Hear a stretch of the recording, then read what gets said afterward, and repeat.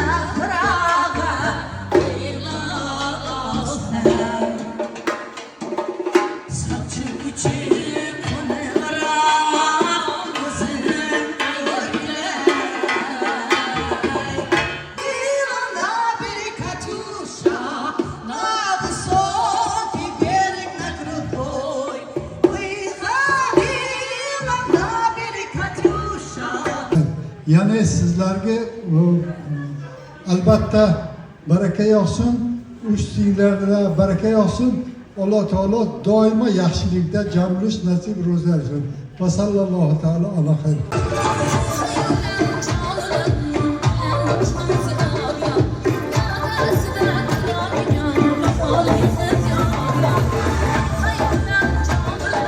İpek mi